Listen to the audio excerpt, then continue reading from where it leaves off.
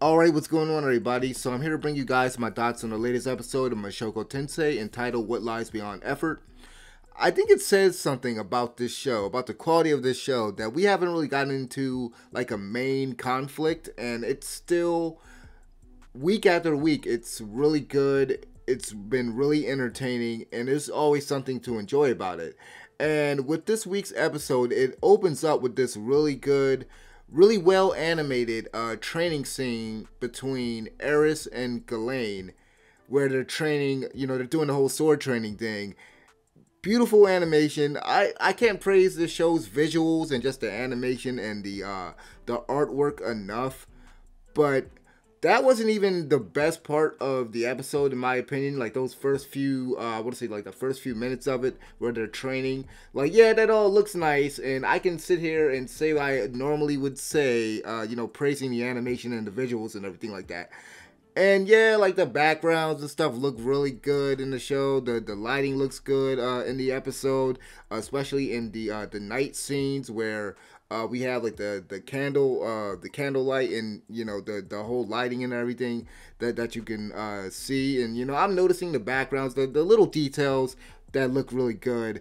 But the thing that you can really praise about this episode, the big scene, the big dance at the end. So the whole thing with this episode is there's gonna be this party.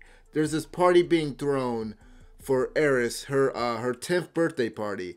And if you remember in the not the last few episodes, a few episodes back, matter of fact, I want to say it was the first episode where they mentioned how they only celebrate every fifth birthday. So the fifth birthday you get a birthday party or whatever, and then on your 10th birthday party, you get a whole celebration.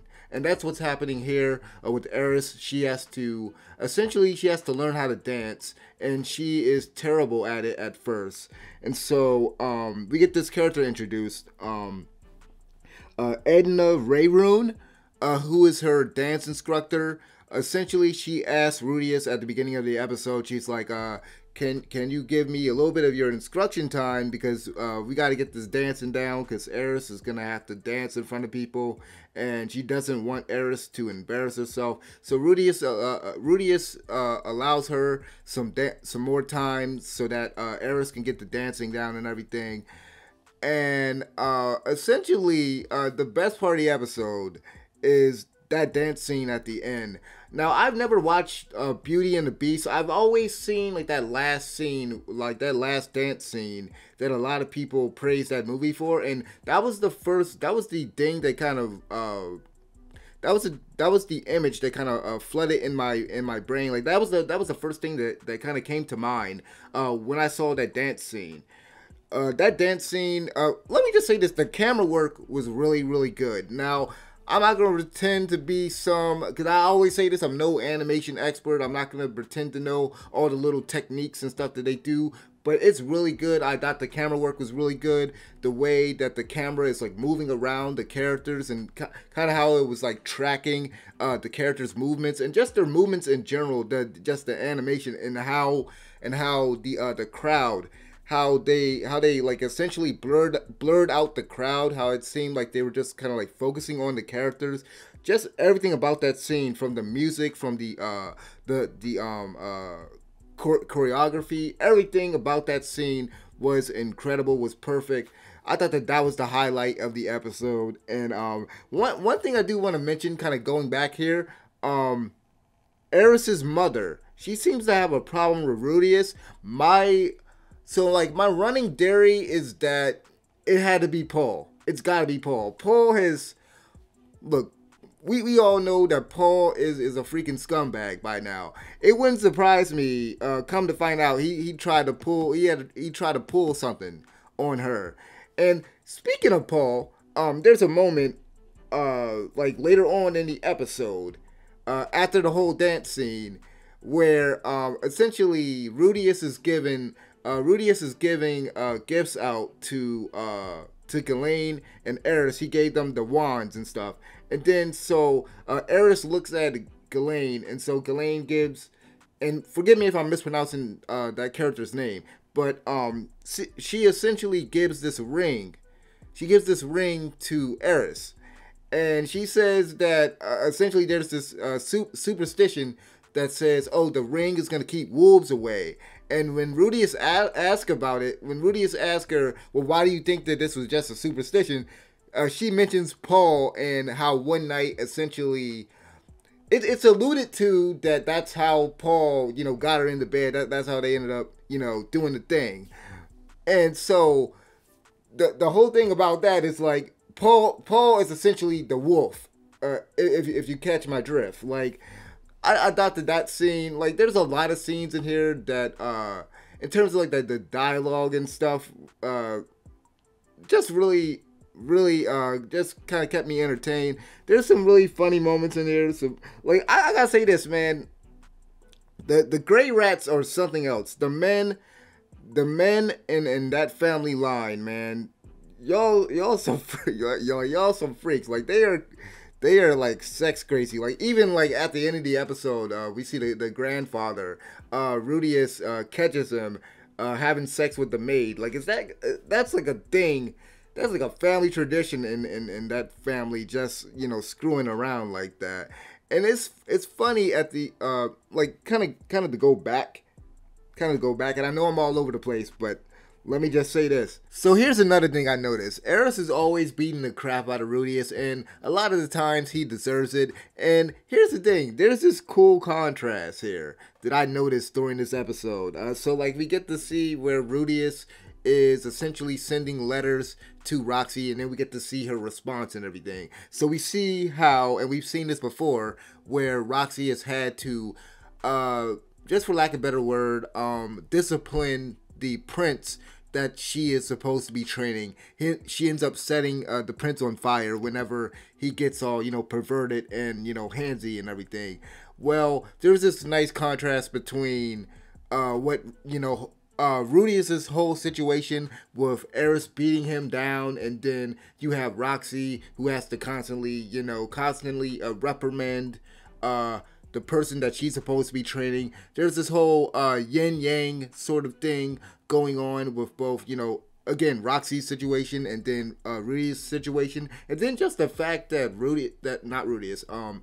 Eris and Roxy, they're sort of polar opposites, because when you think about it, Roxy is, kind and she's kind and kind of what's the word I'm looking for?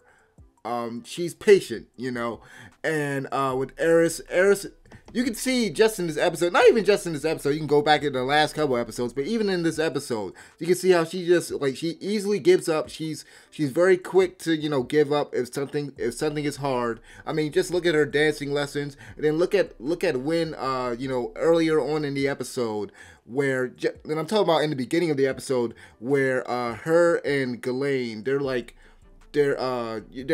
in the middle of their lessons, and then she gets a problem wrong. She is always quick to, get angry and get frustrated and just go ahead and quit, and she's always hitting Rudius. And even in this episode, I gotta say, she is a freaking bully, man.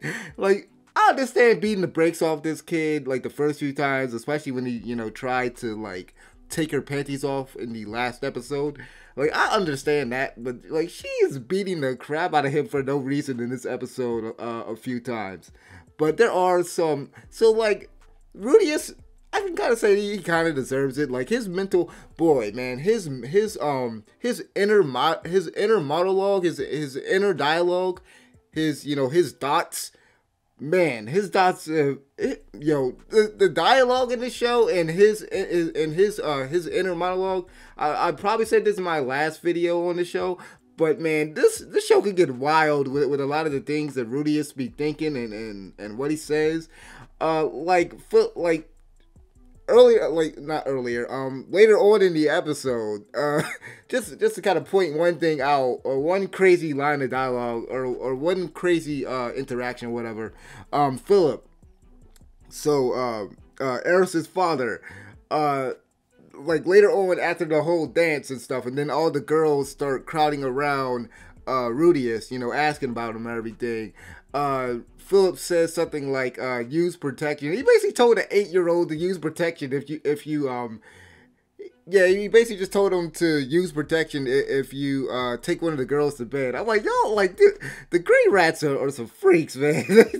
And like earlier on in the episode, they were bonding over their whole fetish of their beast woman fetish. Like they're crazy. Like the dude that wrote this, I could say this, man. Like I said, there hasn't been a major conflict, set up or anything like that. But this show has always been entertaining.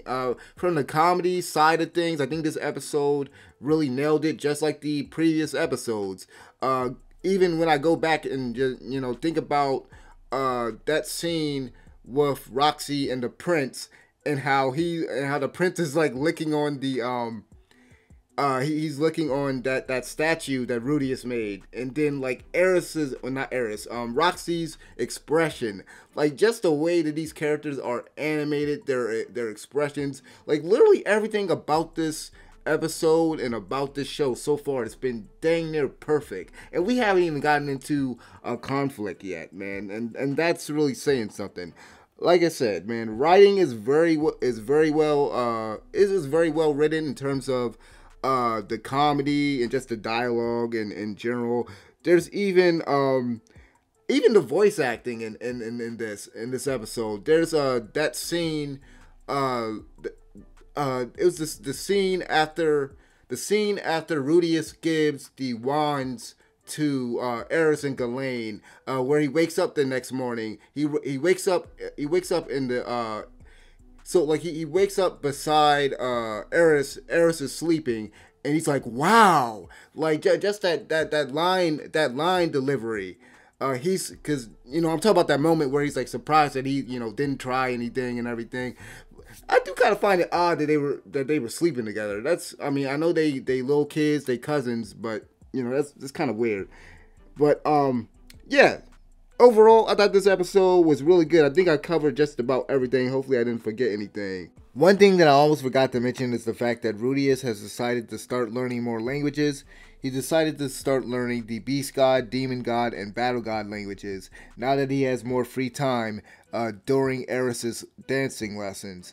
And one thing that I mentioned before that I'll kind of reiterate here, I like the fact that our main character doesn't know. He just doesn't know like all the languages. He doesn't have like supreme knowledge. He didn't come in this world with supreme knowledge. I like the fact that not only is Rudius's his character progression not only through him learning magic or him learning how to use a sword. I like the fact that this character, he kind of reminds me a little bit of Edward Elric, in the fact that he's another one of those characters that has a fascination with books, with reading, and that's very different from what we typically see in a protagonist in this type of show. So it's really nice to kind of see a character that really takes an interest in like reading and studying, and studying up on things and stuff like that. So that's just another thing that I just wanted to make sure I mentioned real quick. This episode was really, really well done. Really enjoying this show. Hopefully I can do some more reviews on this show in the later upcoming weeks and stuff. But judging by next week's episode title, we about to get into things. Turning Point 1, which is very on the nose, by the way. But yeah, well, we'll see what happens next week. Thank you guys for watching. Like the video, subscribe. See you guys next time. This has been Fear No Hate. I'm out of here. Peace.